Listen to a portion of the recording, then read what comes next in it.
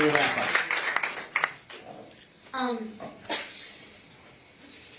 I have a question, sir.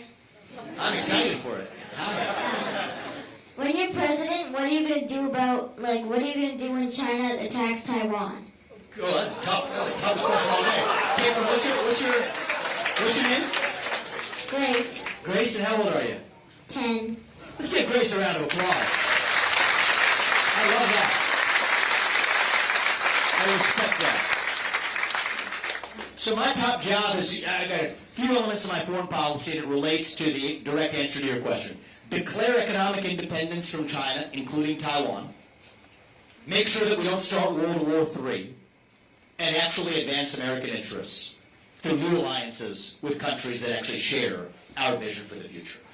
So with those three things, if China does attack or invade Taiwan while I'm U.S. president, that will be a mark of failure.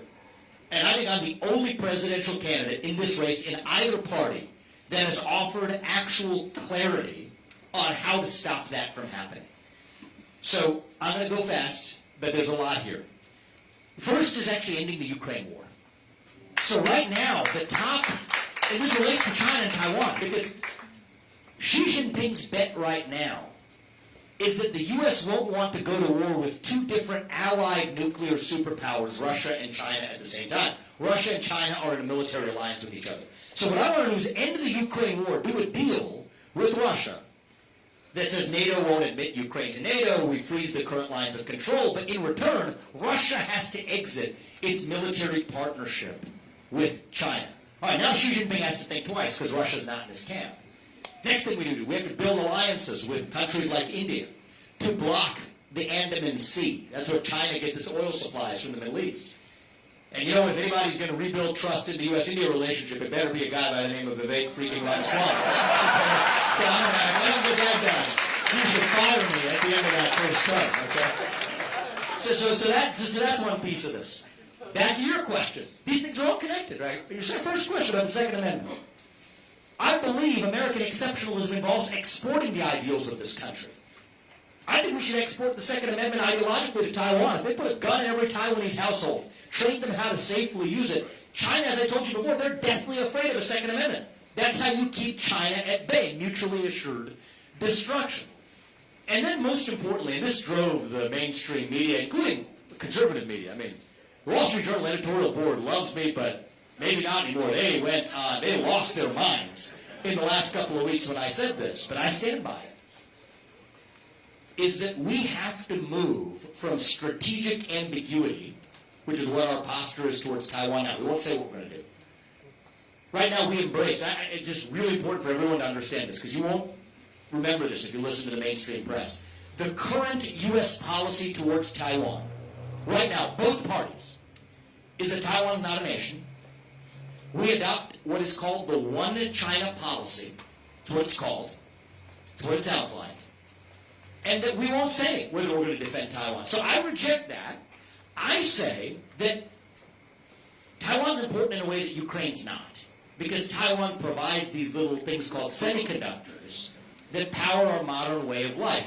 This phone wouldn't work without it. This light wouldn't work without it. Those speaker systems wouldn't work without it. Our entire modern way of life depends on these tiny little chips that come from Taiwan. It's a shame that we have two generations of Republican and Democrat leaders that put us in this position. But we are where we are.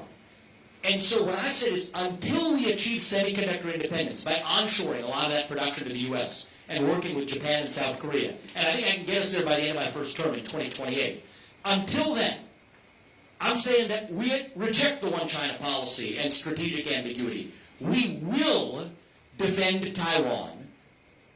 And then after we achieve semiconductor independence, we resume strategic ambiguity.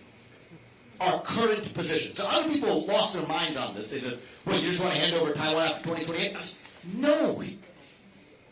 Our current position is the One China policy. So I want to say we will defend Taiwan. But by doing these things, by saying that we will defend Taiwan, by doing an alliance with India, by entering an alliance with India, by pulling Russia apart from China, by exporting the Second Amendment to Taiwan, by asserting what actually matters to us most, those semiconductors, Xi Jinping would have to be a fool to invade Taiwan before we have semiconductor independence in this country. And Taiwan would have to be foolish not to take its GDP spending, percent of GDP as a percent of military spending that goes to military. Staggeringly less than 2% today. It's 1-point-something%. It should be more like 5% for what Taiwan needs to pay for its own defense. This isn't in the standard talking point binder of how a GOP candidate is supposed to talk, and it's really made a lot of people lose their mind in this race. But this is how we actually stand with the spine for American interests, so that, frankly, your generation, my 2 sons along with you, that we're no longer going to send our sons and daughters to fight in wars that don't advance American interests. And if there's one thing I know how to do, it is to keep us out of World War III while we actually assert American interests. And the only way we will be in war is if the current U.S. president sleepwalks us into one before I walk into the Oval Office. And if I walk into the Oval Office, I'm going to sit up here and sign up people that way. Thank you for that question. Maybe we'll take 2 more. Take 2 more.